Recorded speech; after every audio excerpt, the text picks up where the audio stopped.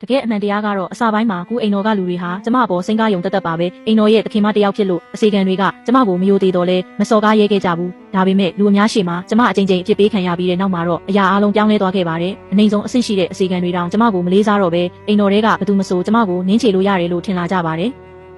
ချိန်တန်30ရိုက်ပြီးတဲ့နောက်အထင်းတော်ကြီးမဒန်ကျန်းကရိုက်တာကိုရက်ပြီးပြောလိုက်တာကယူနင်ကိုပြန်စင်ကျင်ဆန်းမင်းအကြိုက်ဆုံးပရမများဆန်ထိုးကိုလည်းချင်းရန်စီကိုတောင်းပန်စာနဲ့အတူငါကိုယ်တိုင်ပို့ပေးလိုက်မယ်တဲ့သူတို့ထွက်သွားပြီးတဲ့နောက်ကျမနှင်းတွေထဲမှာအားရင်ကုန်ခန်းစွာနဲ့လဲကျနေခဲ့ပါတယ်ကုအိမ်တော်ကအစီကံတွေဟာဘေးကနေဝိုင်းကြည့်နေကြပေမဲ့တယောက်မှလာမထူကြပါဘူးအဲ့ဒီအစားကျမကိုအကျယ်ကြီးလှောင်ပြောင်နေကြပါတယ်သူတောင်းစားကတော့သူတောင်းစားပါပ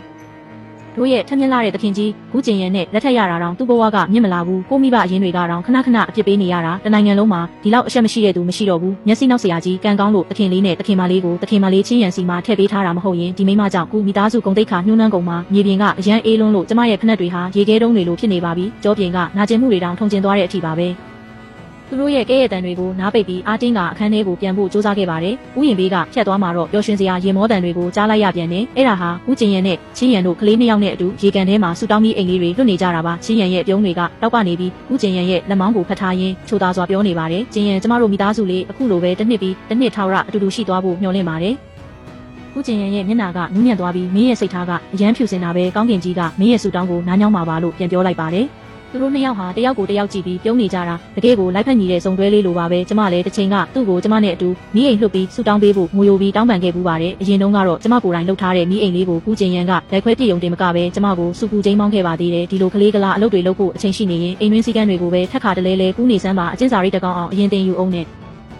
အခုတော့သူဟာချင်းရန်ရဲ့ဘေးမှာနူးညံ့ပျော့ပြောင်းနေလိုက်တာကျမစက်မကြည့်ကျင်တော့လို့လှဲထွက်ဖို့ပြင်လိုက်တဲ့အချိန်မှာပဲသူကကျမကိုမြင်သွားပြီးလှမ်းခေါ်လိုက်ပါတယ်ဒီကိုလာပြီးမိအိမ်လေးတွေကုလုပ်ပေးဦးချင်းရန်ရဲ့လက်တွေကနှုတ်နေတော့ဒီလိုအလုပ်တွေနဲ့မတင်တော့ဘူးမိသားစုဝင်အားလုံးဘေးကင်းဖို့ဆူတောင်းဖို့အတွက်မိအိမ်တွေအများကြီးလိုတဲ့မင်းကူခောက်ပေးလိုက်ပါကျမညင်းဖို့ပြင်လိုက်ပေမဲ့ချင်းရန်ကနားကိုရောက်လာပြီးချင်းရန်ကလေးတွေကိုခေါ်ပြီးဟိုဘက်ကနားနေဆောင်ကိုသွားနှင်လိုက်ပါကျမမယူနေနဲ့ဒီမှာပဲနေခဲ့ပါမယ်လို့ချိုသားပြောလိုက်ပါတယ်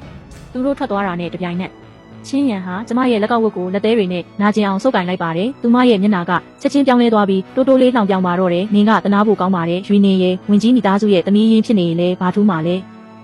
နင်မိဘတွေကလည်းနင့်ကိုအလိုမရှိဘူး။နင့်ယောက်ျားကလည်းနင့်ကိုမချစ်ဘူး။နောက်ဆုံးနင်သားသမီးရင်းတွေကတော့နင့်ကိုအမေလို့မတတ်မှတ်ကြဘူးလေ။ကျမနာကျင်လွန်းလို့လက်ကိုယုံလိုက်တဲ့အချိန်မှာပဲသူမဟာရေကန်သေးကိုပြုတ်ကျတော့မဲ့ဟန်နဲ့နောက်ကိုရိုင်လဲသွားပြီးကျင်ရန်ကဲပါအောင်လို့អော်လိုက်ပါတယ်။ဦးကျင်ရန်ကအချိန်ကြီးရောက်လာပြီးသူမကိုဖမ်းထိန်လိုက်နိုင်ပါတယ်။ကျမဘာမှမပြောရသေးခင်မှာပဲသားလေးရှောင်ရန်ကကျမကိုလက်ညှိုးထိုးပြီးអော်ပါတော့တယ်။ရွေနေကမိမေကိုရေထဲတွန်းချတာကျွန်တော်မြင်လိုက်တယ်။သူမိမေကိုတတ်ဖို့စူးစမ်းနေတာ။ဦးကျင်ရန်ရဲ့နှလုံးတွေထဲမှာစိတ်ပြတ်မှုတွေပြည့်နှက်သွားပါတယ်။ချင်းရန်ကမင်းပေါ်အမြဲတမ်းစေတနာထားခဲ့တာမင်းရဲ့မိဘတွေမင်းပေါ်ကောင်းအောင်သူပဲကြားကနေအမြဲတောင်းဆိုပေးနေတာလေဒါကိုမင်းကဒီလိုပြန်ဆက်ဆံတာလားမင်းမိဘတွေမင်းကိုမလိုချင်တာမဆန်းပါဘူးမင်းကတကယ်ကိုအချစ်ခံရဖို့မထိုက်တန်တဲ့သူပဲသူ့ရဲ့စကားလုံးတွေကကျမရဲ့ရင်ဘတ်ကိုဓာတ်နဲ့အချက်ပေါင်းများစွာမှုန်းလိုက်တယ်လို့ပါပဲကျမဘက်မှာဘယ်သူမှမရှိဘူးဆိုတာကိုသူအတိဆုံးပါဘယ်သူမှမချစ်ဘူးဆိုတာကိုလည်းသူသိနေပါလျက်နဲ့ကျမရဲ့အနာဟောင်းကိုသူကထပ်ပြီးနင်းချေလိုက်ပြန်ပါပြီးလွန်ခဲ့တဲ့နှစ်တွေတစ်လျှောက်လုံးမှာချင်းရန်ဟာဒီလိုအပေါ်စားထောင်ချောက်မျိုးတွေနဲ့ကျမကိုအကြိမ်ကြိမ်ဒုက္ခပေးခဲ့ပူပါတယ်အရင်တုန်းကတော့ကျမဟာအမြဲတမ်းကိုခုခံကာကွယ်ပြီးရှင်းပြခဲ့မိတယ်ဒါပေမဲ့ဒီနေ့မှာတော့ကျမဘာမှမပြောချင်တော့ပါဘူးကျမမှာအသက်ရှင်ဖို့နာရီနှင်းငယ်ပဲလိုတော့တာလေကျမတကယ်လိုချင်တာကအေးအေးဆေးဆေးနှုတ်ဆက်သွားဖို့ပါပဲဒါကြောင့်ဘာမှမတုံ့ပြန်ပဲလှည့်ထွက်ခဲ့လိုက်ပါတယ်ကျမခန်းထဲကိုရောက်ယုံရှိသေးတယ်ဦးကျင်ရန်ကနောက်ကနေဘုံကနေလိုက်ဝင်လာပါတယ်သူ့ရဲ့အတန်ကရေခဲလိုအေးဆက်နေတော့ပါပဲဒီထဲမှာပုံနေုံနဲ့မင်းလုတ်ခဲ့တဲ့အမားတွေကနေလွတ်မြောက်သွားမယ်ထင်နေတာလားကျမသူ့ကိုမောကြည့်ပြီးတင်းငိမ်စွာနဲ့ပဲပြောလိုက်ပါတယ်ကျမသူမကိုမတွန်းခဲ့ဘူးရှင်မယုံဘူးဆိုရင်လည်းအာနာပိုင်တွေစီသွားတိုင်လိုက်လေဦးကျင်ရန်ကကျမကိုအတင်းကျပ်ဆွဲလာရန်လာလုပ်တဲ့အခါမှာတော့ကျမရဲ့အင်ဂျီလက်မောင်းမှာသွေးစွန်းနေတာကိုသူတွေ့သွားပါတယ်ဒီအချိန်မှာပဲအိမ်ရှိမှာအစီကံဖိုးကိုတယောက်ပြတလဲပြေးလာပြီးတစ်ခုခုကိုအစီရင်ခံပါတယ်ဦးကျင်ရန်ကတော့အဲ့ဒီသတင်းကိုကြားပြီးနောက်ကျမကိုထားခဲ့ပြီးအခန်းထဲကနေအလင်းမြန်ထွက်ခွာသွားခဲ့ပါတယ်နောက်ဆုံးမှာတော့သူမဟာ